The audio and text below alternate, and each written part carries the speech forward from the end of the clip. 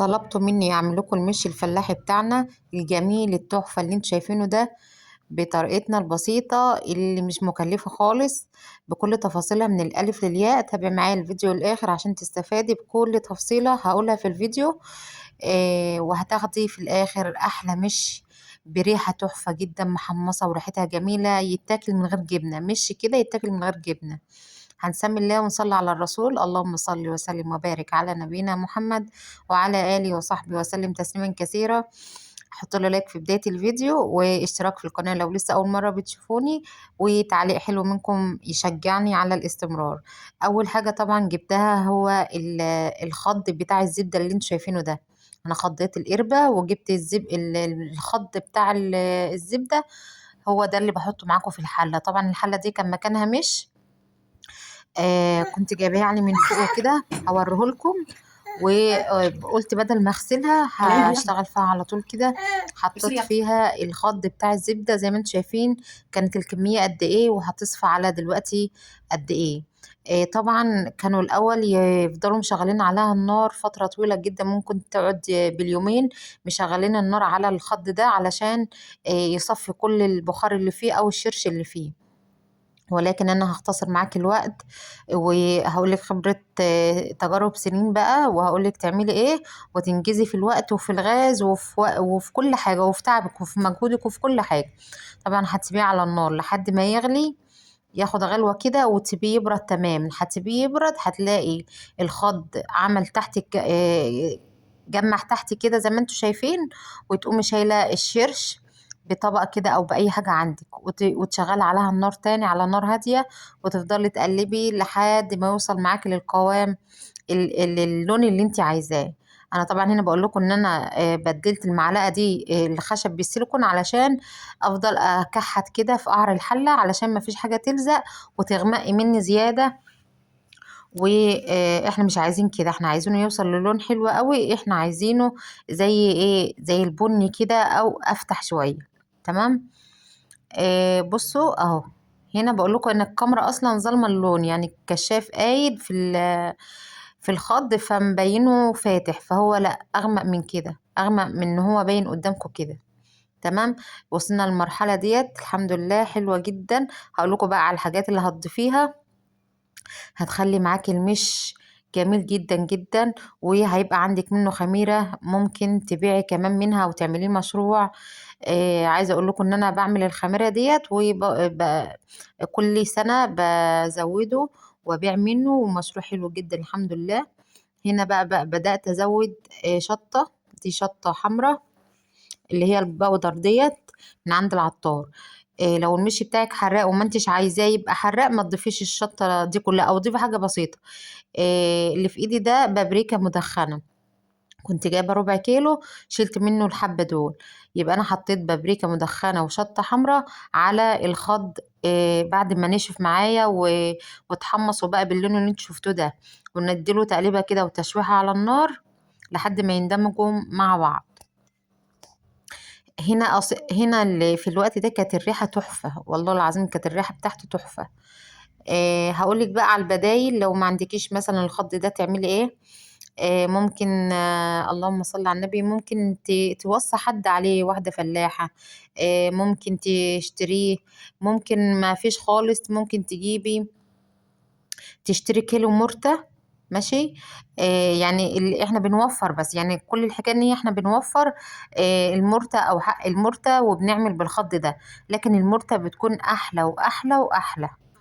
تمام. يعني لو انت هتعملي بالمرتة او مسيحة عندك شوية زبدة وعاملة مرتة ومجمعة شوية مرتة حلوين، هيبقى احلى كمان من كده. تمام. بس انا بقول لكم على اللي احنا بنعمله، ولكن لو عندنا مرتة بنعمل بالمرتة. حتى في اي وقت في السنة مثلا في العيد وسيحنا سمنة كتير، بناخد المرتة نعملها بالطريقة دي ونزود بها المش. تمام. نفضل بقى نقلب. شايفين لونه، شايفين اللون بقى عامل ازاي، تحفة جدا جدا، بسم الله ما شاء الله. اللهم صل على النبي. خلصتي بقى. هقولك بقى يعني أنا عشان ما سبقش في الفيديو هقولك بدايل الحاجات اللي جاية لو انت مش عندك. نفضل بس نقلب شوية حلوين كده لحد ما يتحمص، ويندمج مع بعضه.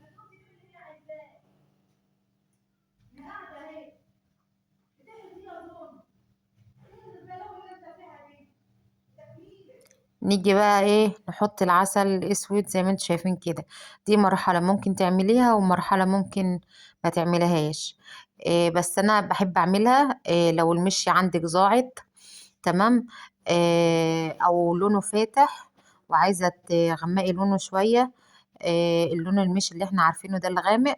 او زي ما قلت لك لو المشي ضاعت ده بيعدل الزعتان بتاعه وبيخليه حلو جدا. وكمان نوع من انواع ربط المشي، يعني العسل ده بيربط المشي كده ويخليه عامل معاكي زي عجينة الكيكة كده، يعني ما بيبقاش عامل زي المية. تمام. فيما بعد يعني هو بيعمل كده فيما بعد بيربط المشي. هسيبه على النار عامة كمان شوية. اللي بيحلي المشي كمان انك تحطيه في الشمس. كل ما بتحط كل ما المشي بتاعك بيتعرض للشمس كل ما بيدور وهيتحمص ويبقى جميل جدا جدا، وبسم الله ما شاء الله بتاخدي منه احلى جبنة. هنا بقى بزود الخض اللبن الرايب. انا عندي هنا هو رايب تماما يعني خاتم كده. فكان المفروض ان انا اديله ضربة في الخلاط في الوقت ده علشان اضيفه عليه وهو ايه زي حاجة سايلة كده. فانا قلت مش مشكلة مش هضربه في الخلاط.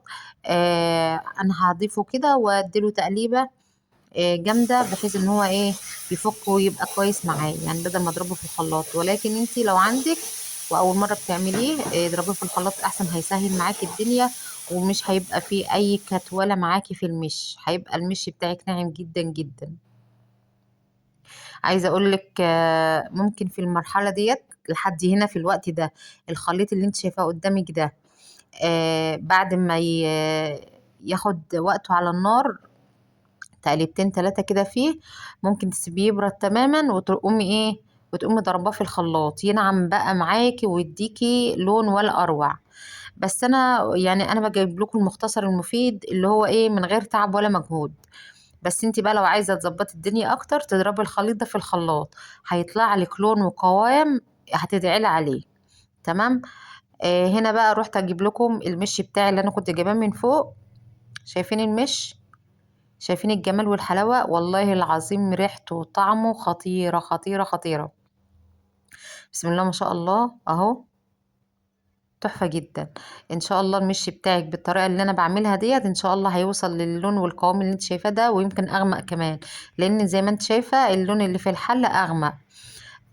بس هو ايه مع زيادة الشرش بقى وتزويد المش بيفتح معاكي شوية زي ما انت شايفة كده. وهو ده اللون المطلوب. شايفين؟ ولا اروع والله العظيم. جوزي حطيت له من المش الجديد اللي عملته كده لسه كان لسه جديد وحطيت له منه قال لي جميل جدا جدا جدا. في الوقت ده ممكن دي بقى تزودي خميره من عندك، خميره مش لو عندك. ما عندكيش هتجيبي مثلا حتتين جبنه قديمه تكوني شارياهم وتفركيهم او برضو تضربيهم في الخلاط بشويه لبن او شويه شرش وتضيفيهم على الخليط ده. عايزه اقول لك والله العظيم هيبقى عندك شويه مش مفيش بعد كده. وكمان هتعملوا منه مشروع زي ما قلت لك تزودي منه كل ما يتقل معاكي تزوديه شرش. الشرش ده مش بفلوس خالص، ممكن توصي واحده عليه تديهولك. احنا عادي هنا اي واحده عايزه حله شرش بنديها عادي. مش بينباع يعني. تمام. او لبن لو عندك شويه لبن فايضين من غليانك للعيال يعني اللبن غليان اللبن للعيال فايض بقى شويه وكده ما شربهمش زودي بيهم عادي. وهنا غليته والمقطع اللي عدى ده كان بيغلي وسبته بقى لتاني يوم لما برد وكان بالشكل اللي انت شايفاه ده. طبعا انتوا شايفينه سايل لكن هو كل ما بيبرد وكل ما بتحط فيه الجبنة ويدور معاك في الشمس كل ما بيتقل. لو عملتيه أخف من كده مش هيخلي الجبنة بتاعتك حلوة، ولو تقلتيه برضو مش هيخلي الجبنة حلوة، لأن المش لو تقيل الجبنة هتشرب منه ازاي؟ مش هتشرب منه، هتبقى ملونة من بره ولكن قلبها أبيض. والمش لما بيكون برضو خفيف ما بيخليش الجبنة حلوة وناعمة وتحسي كده بطعم المش فيها. فالقوام ده حلو جدا. وكمان كل ما ده هيتقل معاكي. شايفين؟ بسم الله ما شاء الله. عايزه اقول لكم اللون بتاع الوش الزيت اللي على الوش ده زيت. كنت حطيت حبة زيت بس ما التصوير ما جابهمش في العجوزة في الأول. يعني بعد ما اتحمصت كده رحت حطيت عليها معلقة زيت زي ما شفتم. كان على وشه زيت كده، فاهمين؟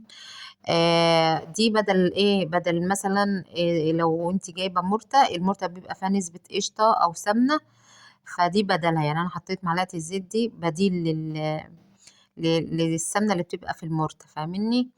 هنا كنت عايزة اصفيه، ولكن المصفى طلعت عيونها ضيقة، فمش مشكلة خالص، هو لسه جديد وحلو مفيهوش اي حاجة، ومش مشكلة خالص برضو ان انا اصفيه. لكن انت لو حاسة ان المشي بتاعك فيه حاجة عايزة تصفى صفيه، لكن انا بقول لكم على المراحل اللي هي ممكن تتعمل. هنا بقى ما رضيتش تنزل، قلت خلاص مش هصفيه ومش مشكلة خالص، وفضيته كله في الجردل. الجردل ده حلو جدا على فكرة، بتاع البياض ده اغسليه كويس وحط فيه، بيبقى حلو جدا وبيحافظ على المشي، بس اهم حاجة تعرضيه للشمس. هنا كنت انا مشرشة تقطيع الجبنة، انا محوشة، لكن انا قلت اعمل التقطيعة دي عشان التصوير. شرشتها كده 3 ايام، ما تزوديش اكتر من كده اهو. ما حطيتش عليها شطه ولا حاجه لان انا عندي المشي حراق مش محتاج. وبتسقطاها ما تنشفيهاش، لانك لو نشفتها قوي قوي زياده عن اللزوم عمرها ما هتنعم معاكي في المشي. خليها وسط كده وحلوه وان شاء الله هتدعي لي. لو وصلت لي معايا لحد هنا ما تنسيش اللايك والاشتراك في القناه، وادعي لي دعوه حلوه في الكومنتات. ولو انا نسيت اي حاجه او عندك اي سؤال يا ريت تسأليني في الكومنتات وانا هرد عليكي فورا. وهنا كنت بزود الجبنة اللي انا اللي هي كانت في المش، كنت انا حطاها في المش، والتقطيعة اللي انا عاملاها جديدة معاكم دي كلهم حطهم في الجردل ده واقفل عليه.